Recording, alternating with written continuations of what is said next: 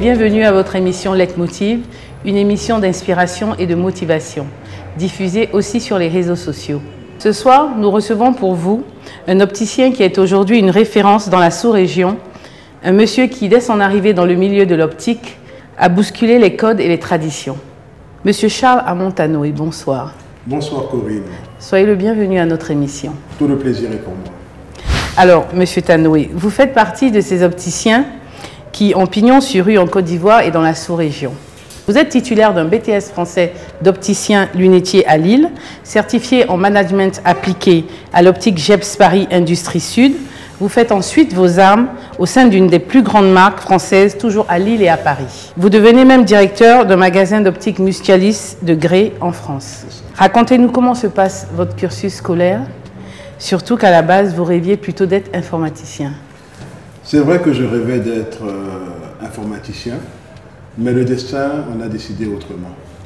Alors mon cursus scolaire démarre par collège moderne de Cocody, ensuite lycée classique. Je fais partie de cette génération où il y avait encore le probatoire. À cette époque-là, nous rêvions tous d'être ingénieurs. En terminale, j'essaye de partir dans une grande école française. J'envoie mes dossiers, je n'y arrive pas. Je suis orienté à l'université de Cocody à Abidjan en maths physique. Je passe de la première à la deuxième année avec une mention assez bien. Et là, je suis rattrapé par les événements politiques de 1989 et l'année blanche. Alors, je n'ai pas le tempérament à faire plusieurs fois la même chose. Je fais le bilan sur moi-même et je me dis quelles sont mes qualités. Je me dis, bon, je suis un bon scientifique et j'avais en plus une âme de commerçant, dans la mesure où je faisais déjà de l'achat-revente de petites choses. Je réfléchissais scientifique, commercial, donc j'ai pensé naturellement à faire ingénieur informaticien de gestion. Et j'étais bien en informatique, j'aimais beaucoup ça. Et parallèlement, j'avais mon frère qui était ophtalmologue. Je me suis dit, ah mais opticien, finalement c'est scientifique et c'est commerçant. Oui, tout à fait. Voilà, donc j'ai donc envoyé mes dossiers en France. En informatique, j'ai été encore une fois refusé et j'ai été accepté en optique. Ah oui, donc le choix était vite fait. Oui, le choix était vite fait. Et je sentais déjà la fibre pour ce métier. Alors, je n'avais pas au début informé mes parents de mes démarches. Et de ce nouveau choix surtout. Voilà, et de ce nouveau choix. J'ai donc fait tous mes papiers. J'ai été aidé par mon frère ophtalmologue qui a donc payé le billet d'avion et le premier trimestre de l'école. Ensuite, quand j'étais en France, mon père étant devant le fait accompli, je le comprends parce que nous sommes issus d'une famille de médecins. Mon père est lui-même un doctorant en médecine, mes frères aussi, donc il aurait voulu que j'évolue dans la voie du doctorat. Tout à fait. Mais je pense que mon destin à l'époque était tout autre et j'y croyais dur comme fer. Avec l'aide de mon grand frère, il le convainc et mon père prend le relais et paye mon deuxième et mon troisième trimestre. La deuxième année et la troisième année, j'ai eu une bourse de l'État de Côte d'Ivoire. Et dès la deuxième année, j'ai pris contact avec un groupe important d'optique en France qui m'a recruté comme extra. Alors, qu'est-ce qu'un extra? C'est quelqu'un qui intervient les samedis, pendant les vacances scolaires et les grandes vacances. Donc, parallèlement...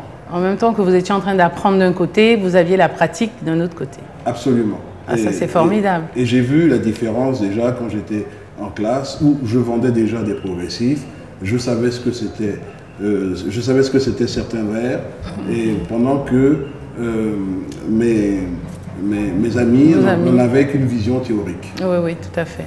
Alors ensuite, donc, je termine mon BTS. Après l'avoir terminé, je passe des tests au sein du groupe qui m'a recruté et je réussis et ils m'inscrivent dans une école supérieure de commerce qu'ils financent eux-mêmes. Ah, formidable.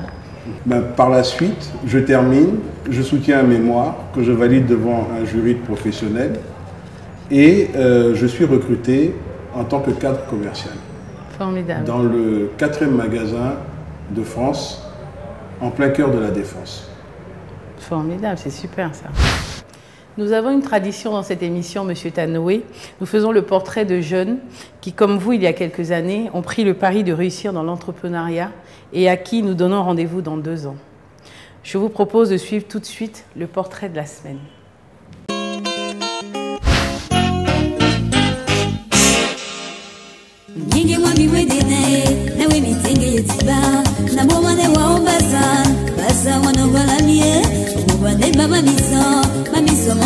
Bonjour, je suis Kéry Laure, responsable du bureau de traitement de tests où nous sommes. Ce bureau a été ouvert depuis 2008, fin 2008, où j'exerce jusqu'à présent.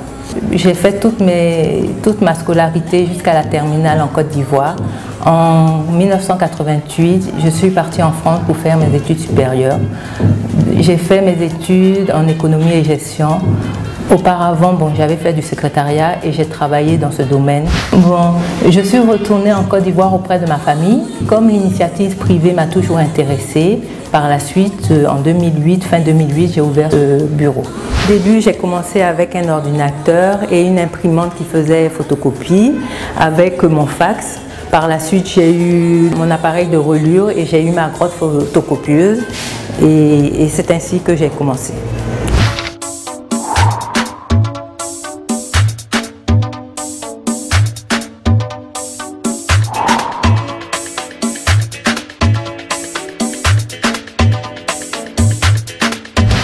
J'arrive à gérer mon magasin et de toute manière je travaille avec d'autres personnes. Par exemple, si j'ai besoin de faire appel à l'informaticien, je l'appelle, qui est un homme, ça peut être une femme, peu importe, mais il n'y a pas de problème pour cela. Mes projets d'avenir, c'est d'agrandir ce magasin, ajouter des ordinateurs, pour l'avenir, si possible, faire de la formation. Le conseil que je peux donner à ces jeunes Ivoiriens, ici en Côte d'Ivoire, on trouve de tout. Ils peuvent faire leur formation et s'ils ont la volonté, se mettre à leur propre compte. Car c'est vrai que le coût de la vie est élevé, surtout en Occident, c'est beaucoup plus élevé, alors qu'on trouve tout ici. Moi, par exemple, j'ai eu à travailler en France et après, en 2001, je suis rentrée en Côte d'Ivoire auprès de la famille. Et j'ai bien pu me mettre à mon compte, il suffit d'avoir de la volonté et persister.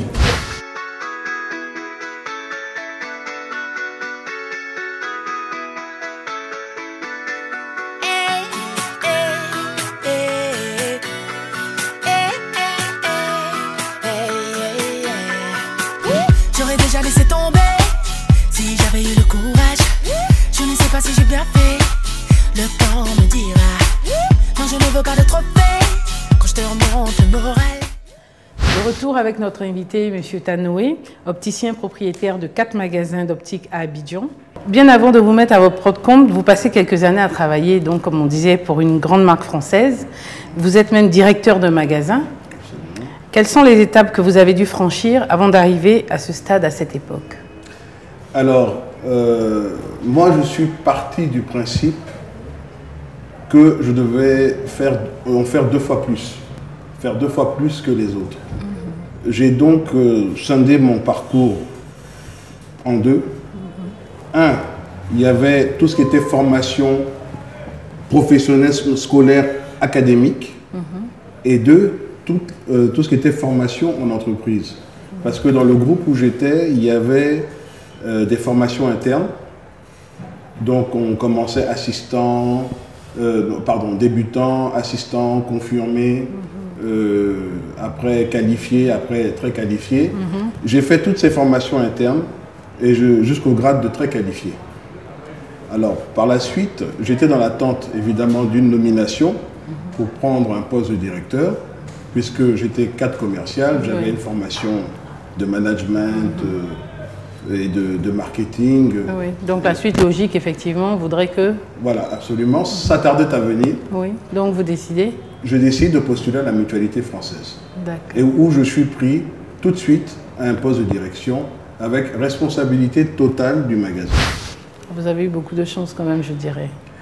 Non, à l'époque, en fait, l'optique était une profession, c'est toujours d'ailleurs une profession réglementée, mais il n'y avait que 4 écoles en France et les promotions n'étaient que de 300 personnes pour toute la France, donc pour 60 millions d'habitants. Ceci a changé avec les grandes chaînes qui ont cassé cette fermeture du métier. Pour aujourd'hui, les promotions sont de 2400. Donc on peut dire que j'étais là à la bonne époque. Oui, tout à fait. Après ça, vous décidez donc de rentrer en Côte d'Ivoire? Oui, c'est bien ça. J'ai atteint le poste de directeur à l'âge de 26 ans. Ce qui était relativement tôt. Un jeune directeur, oui. Un jeune directeur. Ce sont des postes en général, des responsabilités qui sont données autour de la trentaine. Donc je suis allé très vite dans mon cursus. Ce qui m'a fait rentrer en Côte d'Ivoire, c'est essentiellement 3 choses. La première, je dirais, c'est l'opportunité de marché que j'ai vue. En Côte d'Ivoire, à l'époque, on avait entre 12 et 13 millions d'habitants et il n'y avait que 18 magasins d'optique, dont un seul était aux normes européennes. D'accord. Donc ça vous donne tout de suite l'idée? Bien sûr, qu'il y a un marché qui était vierge et que l'on pouvait exploiter ou prendre. La deuxième chose, c'est un peu les relations familiales. Oui, bien sûr. L'envie de retrouver la famille. Et la troisième chose, c'est le directeur qui m'avait recruté à la mutualité. En fait, nous avions des relations paternelles. C'était quelqu'un avec qui je me sentais très bien. Et le nouveau DG était de formation, je dirais, école de commerce. Et au premier contact, le courant n'est pas très bien passé. J'avais tout de suite cadré ce qu'allait devenir la mutualité.